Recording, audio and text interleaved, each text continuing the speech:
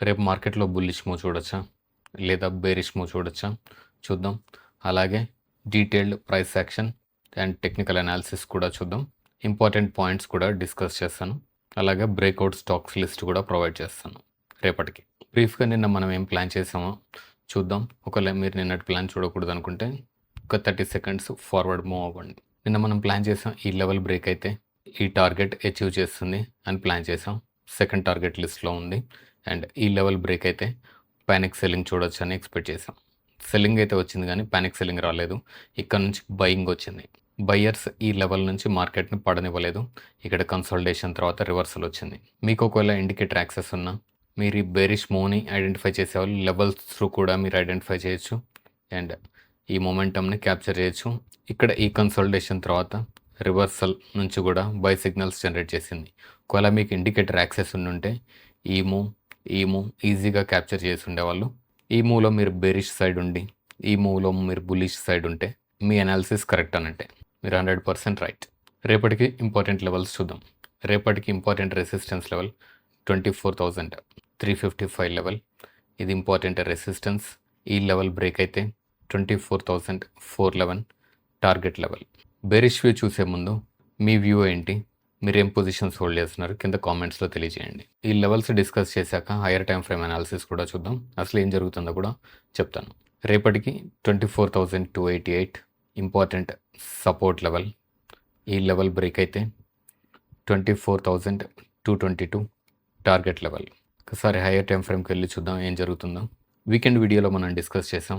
ఇది ఇండెసిషన్. పైన క్లోజ్ అయితే బుల్లిష్, కింద క్లోజ్ అయితే బేరిష్ అని డిస్కస్ చేసాం. ఏం జరిగిందో మీరే చూడొచ్చు. ఈ లెవెల్ కింద క్లోజ్ అయింది అండ్ ఇది పానిక్ సెల్లింగ్ లెవెల్ అని చెప్పాము. ఇది బ్రేక్ అయితే చాలా ఫాస్ట్ మొమెంటం చూడొచ్చు అని కూడా డిస్కస్ చేసాం. కానీ ఫాస్ట్ మొమెంటం అయితే వచ్చింది, కానీ బయింగ్ కూడా వచ్చింది. బయర్స్ మార్కెట్‌ని కింద క్లోజ్ అవ్వనీయలేదు. ఈ లెవెల్ ఈ లో కింద క్లోజ్ అవ్వనీయలేదు, కానీ ఈ లో కింద క్లోజ్ అయింది. రేపు మనం డిస్కస్ చేసిన లెవెల్స్ బ్రేక్ అయితే బేరిష్‌గా ఉండండి, లేదా బుల్లిష్ లెవెల్స్ బ్రేక్ అయితే బుల్లిష్ సైడ్ ఉండండి. ఈ లెవెల్ పైన ట్రేడ్ అయితే బుల్లిష్‌గానే ఉండాలి. ఓకే, అది hire time frame plan. Stocks ఎలా పర్ఫామ్ చేసాయో చూద్దాం. నిన్న మనం డిస్కస్ చేసిన స్టాక్స్లో ఒక స్టాక్ ఇన్ఫోసిస్. ఇది డౌన్ సైడ్ బ్రేక్ అయింది and continuous cell signals generate చేసింది. బ్రీఫ్ పుల్ బ్యాక్ తర్వాత మళ్ళీ సెల్ సిగ్నల్స్ ఇచ్చి లో బ్రేక్ చేసి లోయెస్ట్ పాయింట్లో క్లోజ్ అయింది. ఇలాంటి స్టాక్స్ మీరు క్యాప్చర్ చేయగలిగితే మీరు మంచి ప్రాఫిట్ బుక్ చేసుకోవచ్చు. ఇలాంటి స్టాక్సే నేను ప్రొవైడ్ చేస్తాను ఈ వీడియోలో రేపటి కోసం. నెక్స్ట్ స్టాక్ టీసీఎస్ కూడా ఓపెనింగ్ నుంచి సెల్ సిగ్నల్స్ జనరేట్ చేసింది. పుల్ బ్యాక్ తర్వాత మళ్ళీ సెల్ సిగ్నల్స్ జనరేట్ చేసి లోయెస్ట్ పాయింట్లో క్లోజ్ అయింది. లో బ్రేక్ చేయలేకపోయింది, కానీ లోయెస్ట్ పాయింట్లో క్లోజ్ అయింది. ఇవి నిన్నటి స్టాక్స్. రేపటికి బ్రేక్అవుట్ ఇచ్చే స్టాక్స్ చూద్దాం. First stock Adani Ports, Bajaj Finance, Bharti Airtel, Grasim, Power Grid. ఈ స్టాక్స్లో రేపు బ్రేక్అవుట్ ఎక్స్పెక్ట్ చేయొచ్చు.